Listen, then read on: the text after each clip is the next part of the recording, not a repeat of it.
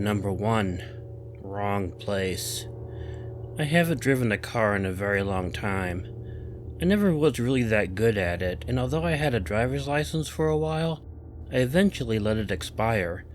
So I've spent most of my life walking all over the place or taking a bicycle whenever I had one. This happened many Halloweens ago. At the time, I did not have a bicycle. I lived alone in a house in a not-so-great neighborhood. The thing that I liked the least about the place was how people took care of their animals. I know it's debatable whether you should let your cats roam about the neighborhood, so I won't get into that. But there is a leash law in the town that I lived in. A lot of people didn't follow that law, and they let their dogs roam free in the streets. This caused some problems. It was very cold on this Halloween night. That was a bit unusual for the area that I lived in because it was normally pretty warm in October, but the temperature was in the 30s throughout the entire day. I was going to go out earlier in the day and buy myself some Halloween candy, but it was too cold for me to do that. However, as it got down to night, I was craving chocolate so much that I decided to go ahead and walk to the store to get some. I got bundled up, dressed in layers, and set out for the store. It was surprisingly dead outside for a Halloween night. No pun intended, but I chalked it up to the weather. The people in the town were nowhere near used to it being like that. There was a big white dog that was hanging out in front of a house across the street from me. He was barking at me as I was approaching my turn, but I really didn't think much of it. That was normal for the neighborhood. However, when I turned the corner, the dog started running across the street toward me. He didn't seem aggressive and stopped in the street.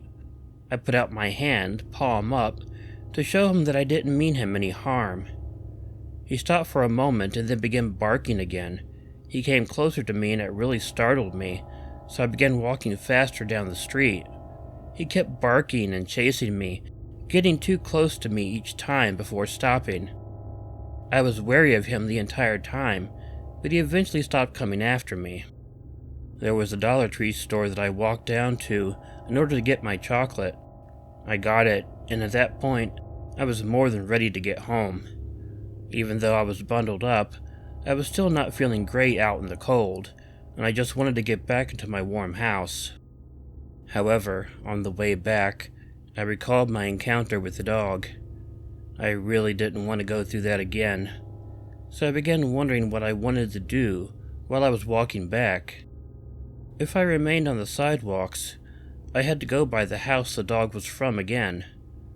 The only way to get to my house otherwise, and I am not kidding about this at all, was to walk through a graveyard. I'd have to slip through somebody's yard in order to get into the graveyard, but I decided that it was worth it to avoid the dog. Plus, I was thinking that maybe it would be kinda cool and creepy to walk through a graveyard on Halloween. I hated cutting through someone's yard, but I did. The graveyard, as I am sure most graveyards have, had a road that went through it.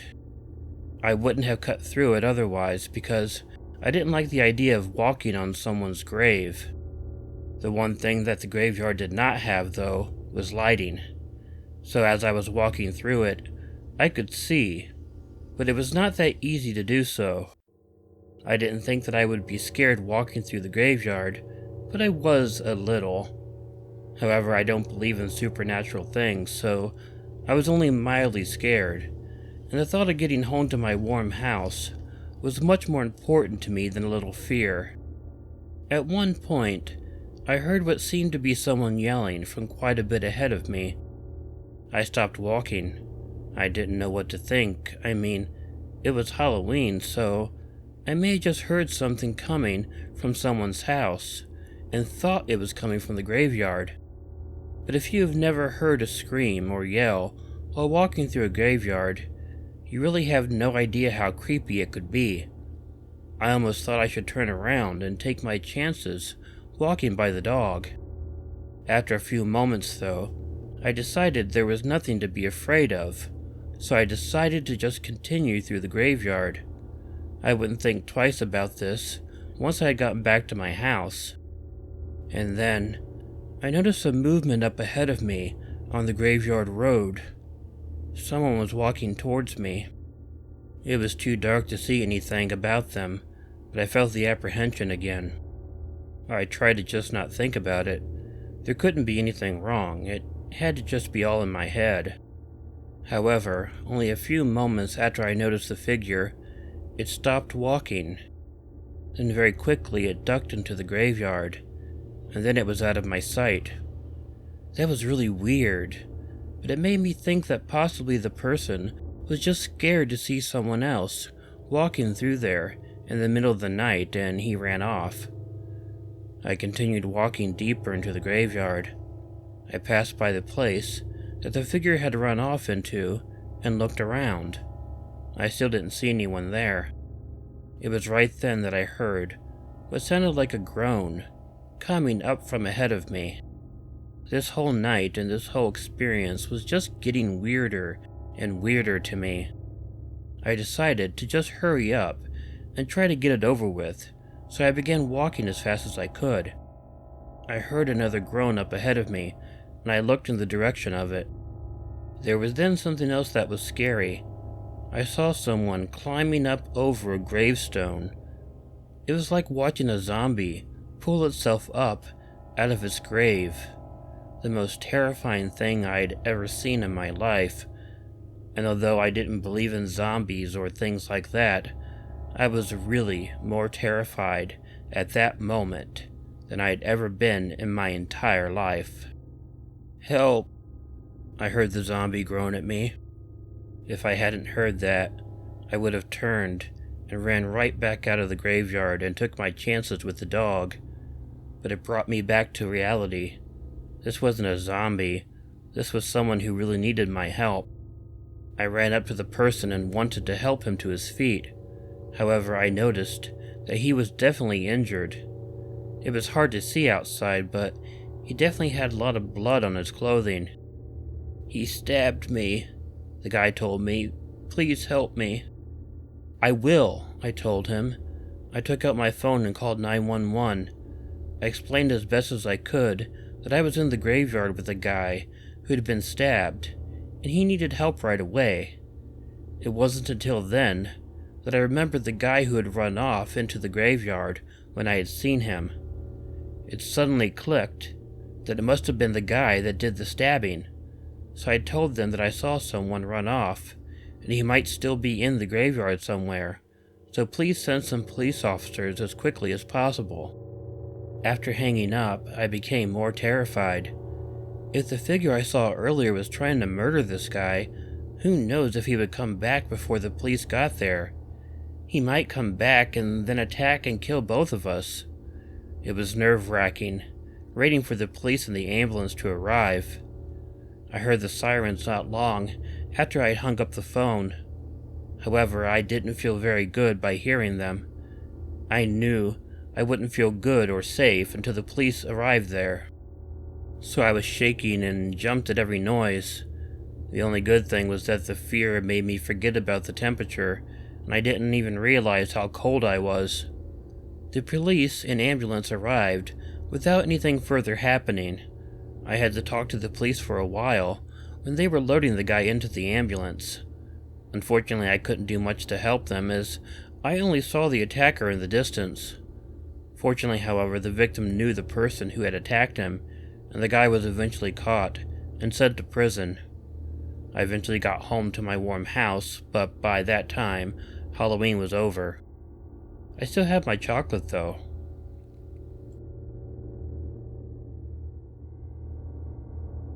Number 2. Trick or treat. I love trick-or-treating. I always enjoyed it when I was a kid, and when I got older and got my own place to live, I always loved giving out candy. I love all the costumes and seeing children be really happy. It was all around exciting to me. I live in a pretty nice neighborhood. I have a house all to myself. I was fortunate to have a good job and was able to get it when I was very young. I never needed to have a roommate, and people in the neighborhood all knew that I lived alone. I was in my mid-20s when this happened. It was a nice Halloween, and trick-or-treating went by pretty quickly. Soon it was dark and cold outside, and there were no more people in the streets and yards, so I watched some scary movies for a little while before I decided to go to bed. I have to admit that I got a little worked up watching the movies. I still do get a little scared of them. Plus, the back of my couch faces the big picture window that in turn looks out into my front lawn. There were a few times while I was watching the movie that I thought I heard some noises behind me. It was like someone was tapping on my window. The first couple of times I turned around and looked out the window. Of course there was nothing out there. It was all in my head and I knew it. Quite a while later, I was finally tired enough to go to sleep. Even though I lived alone, I still always slept with the bedroom door closed. I was like that with closets too. I always had to keep the doors closed on them too. Whenever a door was open, I was always scared that I would eventually see someone standing in the doorway. It was one of the few things that really made me super anxious. Still a little scared from the movies that I had been watching, I finally began to drift off to sleep. And then, I heard what sounded like a knock at my bedroom door. I had only then been drifting off, so I was surprised and opened my eyes. However, after a moment or two of being scared, I remembered that it's not uncommon for people to hear knocking sounds when they are drifting off to sleep. So I decided that was what was happening, and decided to try and drift off again. This time I was successful enough to fall all the way to sleep. A very short while later, which I knew because of my alarm clock, there was something that woke me up. I sleep on my side, so I rolled over on my back to look around. I completely woke up when I saw my worst fear. There was someone standing in the doorway to my bedroom. It was a dark and terrifying looking figure, although I couldn't make out any details at all. Trick or treat, I heard the figure say in a very terrifying voice. I was scared, but I was able to get my bearings about me pretty quickly. I reached over to the nightstand by my bed and opened the drawer. I then went and pulled out the loaded gun that I had always kept in there. The guy's eyes must have been more adjusted to the dark than mine were. He had to have seen I had the gun because he immediately moved away from the door. I heard him moving through the living room, and then I heard the front door open but not close. The first thing I did was get up and go into the living room. I was worried that maybe the guy had tricked me and hadn't left the house at all. However, I didn't see him in the living room. I closed and locked the front door and turned the lights on. After that, I went back into my bedroom and turned the lights on there after closing and locking the door. I used the phone in the room to call the police. Then I put myself back into a corner with my gun and waited for the police to arrive. The cops searched the house, but they didn't find anyone there. There were no signs of a break-in either, but that was no surprise. I very rarely locked the door because I lived in a very safe neighborhood. After that day, I always locked the door.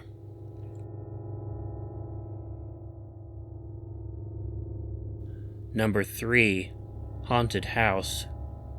Every year my town does a haunted house during the week of Halloween. I have been going to it since I was very young, and I still go to it to this day. However, there was one time, when I was much younger, that I had a really bad time in one. I was in middle school at the time. There was a bully named Richard who always gave me a really hard time. However, I was normally able to avoid him and never get into any serious problems with him. I could stay around adults most of the time, and he wouldn't do anything to me when they were around. I was planning on going to the haunted house on Halloween Day. It is what I did every year. It was really busy on that day too, but I always felt I had to go on Halloween because that seemed more authentic for some reason. I was 13 years old when this happened. We had school on that Halloween day. During my lunch period, I made a stop at my locker. When I did, a note fell out of it. I opened it and realized it was from Richard. He told me that he would be at the haunted house that night, and that he would be the one that really scared me. I was nervous, but I wasn't really worried. I mean, what could he possibly do to me in front of all the people that were going to be at the haunted house? I had every reason to believe that I would feel safe among that many people. It was dark by the time I got in line for the haunted house. It was just as busy as I thought it would be. I was a bit nervous and kept looking around for Richard. I didn't see him anywhere in the line, and like I mentioned, I didn't really think he would try anything in front of so many people. As the line grew longer and people kept going in and out of the haunted house, I didn't see him anywhere. I eventually decided that the note was nothing more than him wanting to scare me. I got into the haunted house, and I was happy that they did everything different each year. You could go through the house with your friends or by yourself. I didn't have anyone with me, so I went through it by myself, well, obviously. I have to say that I was still a little on edge, but I was enjoying the house quite a bit. I entered this room, and the door shut behind me. It was dark, but there was a strobe light in the room. It was empty except for a chair that was sitting in the corner of the room, and there was a scarecrow sitting on the chair. The strobe light made the whole thing extra creepy, and I was absolutely nervous. I knew that someone was probably in the scarecrow costume and would get up and move toward me. Then I would have to go to the other door and leave the room. Sure enough, the scarecrow got up and began moving toward me, so with my heart pounding, I made my way to the door. Before I could get my hand on the knob, the scarecrow moved fast and grabbed me in a headlock. He pressed all of his weight down on me, and I went down to my knees. He was really strong. I then heard Richard's voice in my ear telling me, "I told you I would be here." It hadn't even occurred to me to think he might have been working in the haunted house, and by that point I was really scared. I tried calling out for someone to help me, but he had his arm around my neck, choking me too hard to be able to do that. I actually thought the guy was going to try and kill me. I'd never been so scared in my life. I only wished that I had convinced my family to come out with me that time. I don't know how long it was, but it couldn't have been too long before I heard the door open. I realized that the people touring the house must have opened the door to the room. I was hoping they would pull Richard off of me, but they didn't at first. I would find out later that they thought the scarecrow choking a person was supposed to be a part of the haunted house. Fortunately, though, they recognized me as being the person who was in front of them in line. They were 3 high school guys, and they pulled Richard off of me and I fell to the ground. I guess one of them went and got another haunted house employee while I lay there, trying to get my breath back. There is further good news concerning this story, too. I didn't have to put up with Richard at school for quite a while. He got sent to juvie right after.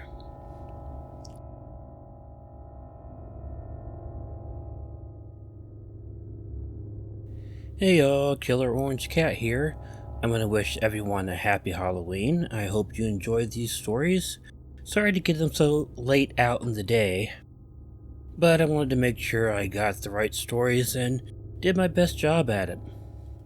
There's not a whole lot of Halloween left, but I hope you enjoy what is left. Watch some scary movies or listen to someone else's scary videos, but do your best to have a good time.